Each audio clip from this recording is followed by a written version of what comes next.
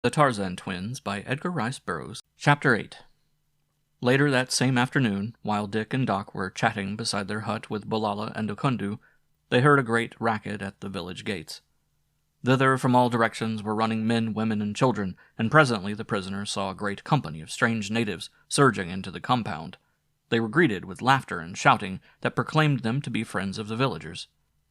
"The guests are coming to the feast," said Okundu grimly, and thereafter the four sat in moody silence, each wrapped in his own thoughts.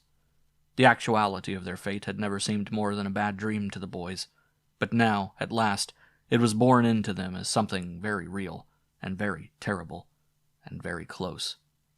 They could see the hideous painted faces of the newcomers, and the grinning mouths that exposed the yellow teeth, filed to sharp points. They saw some of the villagers point them out, and scores of greedy eyes directed upon them. "I remember," said Dick, "how we used to stand outside the confectioner's shop looking at the goodies in the window. Those bounders remind me of it." "I suppose we look like the original candy kids," sighed Doc. Presently 4 or 5 warriors came and seized Balala. They dragged him to a small hut near the chief's, and there they bound him hand and foot and threw him inside. "Poor Balala," whispered Doc. "He was a good friend," said Dick. "Oh, isn't there anything we can do?" Doc shook his head and looked inquiringly at Okundu, but Okundu only sat staring at the ground. "Okundu!" snapped Dick. The pygmy looked up. "What?" he asked. "Can't we escape, Okundu?" "He make big medicine," said Okundu, jerking a thumb at Doc. "If he cannot escape, how can poor Okundu, who cannot make any medicine?" "My medicine is white man's medicine," said Doc. "It cannot show me my way through the jungle. If I got out of the village, I should be lost, and the lions would get me." "If you can get out of the village and take Okundu with you, he will take you through the jungle to his own people. Okundu knows the jungle, but he is afraid at night. At night the jungle is full of demons. If you can get out in daytime, Okundu will go with you and show you the way. But you cannot get out while it is light, for the Bagala will see you. At night we should be killed and eaten by the demons. It cannot be done." Thus spoke Okundu, the pygmy, who knew the jungle better than any man. It was several minutes before Doc replied, for he was thinking very hard indeed. Presently he looked quickly up at Okundu. "Okundu!" he cried. "If it is only the demons you fear, there is nothing to prevent our trying to escape at night, for I can make medicine that will protect us from them." Okundu shook his head. "I do not know," he said doubtingly. "You have seen me make stronger medicine than Ntamo can make," urged Doc. "Do you not believe me when I say I can make medicine that will keep every demon of the jungle from harming us?" "Are you sure?" demanded Okundu. "Didn't we spend a night in the jungle before we reached the village?" asked Dick. "Not one single little bit of a demon bothered us. You ought to have seen 'em run the minute they laid their eyes on Doc." Okundu's eyes grew very wide as he looked with awe at Doc. "The medicine of the white boy witch doctor must be very strong," he said. "It is," admitted Doc. "I'll give you my word that not a demon will hurt you while I am along. But if we stay here, Gala Gala will eat you. Will you come with us?"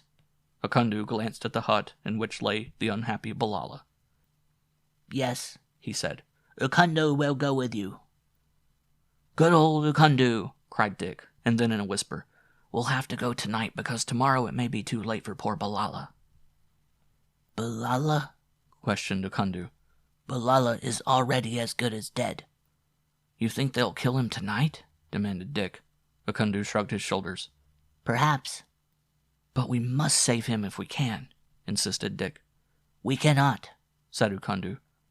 "We can try," said Doc. "Yes, we can try," agreed Okundu, without enthusiasm, for Okundu was a fatalist, believing, as many primitive people do, that whatever is about to happen must happen, and that it is useless to struggle against it. Perhaps that is why neither he nor Balala had given any serious thought to the matter of escape, being content to assume that if fate had ordained that they were to be eaten by the Bagala, they would be eaten by the Bagala, and that was all there was to it. But Dick and Doc were not fatalists. They knew that their own wit and ability and courage had a great deal more to do with guiding their destinies than did any legendary lady called Fate. To them, fate was just a silly bogey, like the demons of Ukundu, and so they planned and schemed against the time when conditions might be right for them to attempt to make a break for liberty. Their difficulties were greatly increased because of Balala, but not once did either of them think of abandoning this good friend without making an attempt to rescue him, even though failure to do so might almost certainly result in preventing their own escape. As night fell, the boys could see the villagers and their guests assembling for the evening meal. Pots were being brought forth and filled with water that was set to boil over numerous fires. There was a great deal of loud talk and laughter. The captives wondered if the pots of boiling water were waiting to receive Balala, and how soon it would be before their turn would come, and as they sat there, watching the fierce and terrible savages, their minds could not but be filled with gloomy thoughts and dire forebodings, try though they would to cast them out. For some time they had sat in silence, when their attention was attracted by a rustling sound as of a body brushing against the side of their grass-walled hut. They were sitting just outside the entrance. Someone, or something, was approaching from behind the hut, keeping close to the outside wall, which was in dense shadow. Dick and Doc drew their knives and waited. Who or what could it be? Whoever, or whatever it was quite evident that it did not wish anyone to know that it was there. The stealthiness of its approach made that quite plain. Slowly Dick rose to his feet, his knife ready in his hand, and Doc placed himself at Dick's side. Ukundu, unarmed, stood at Dick's left. Thus the three waited in tense silence while the stealthy sounds approached along the side of the hut, through the inky darkness of the shadows cast by the glaring campfires of the village. "Demon," whispered Ukundu. "Leave him to me, then," said Doc. "But if it's a lion, you can have it." "Not a lion," said Ukundu. "Demon or man." Presently, a low shh sounded from the shadows.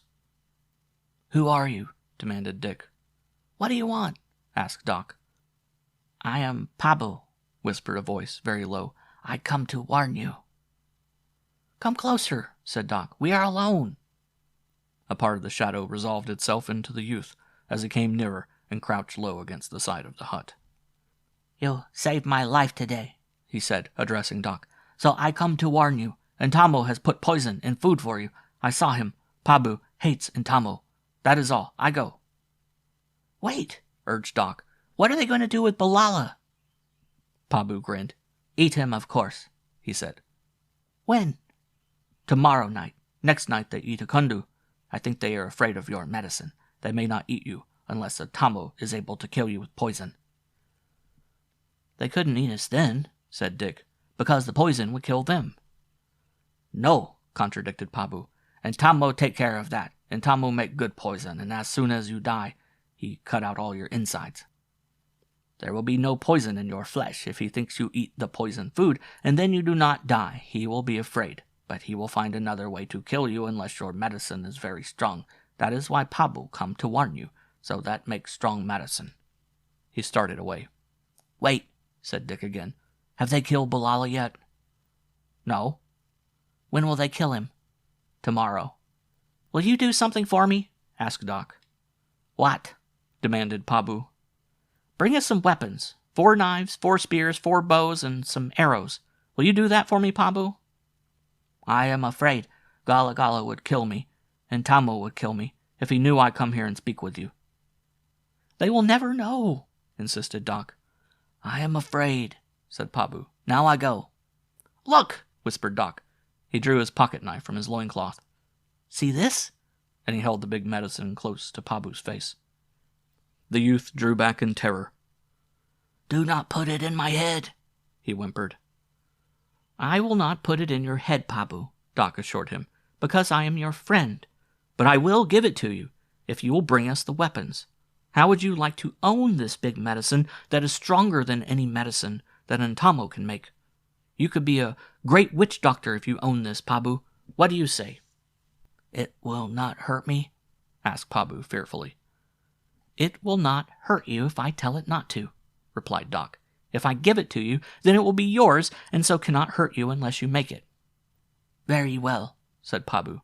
"I will bring you the weapons." "When?" demanded Doc. "Very soon." Good, if you're not back very soon, the big medicine will be angry, and then I don't know what it might do to you. Hurry! Pabu vanished among the shadows, and the three sat down to wait and plan. At least they had taken the first step, but they were still inside the village, surrounded by cruel and savage captors. While they waited, a man came, bringing them food. He was not one who had brought them food before, and they guessed that he had been sent by Antamo.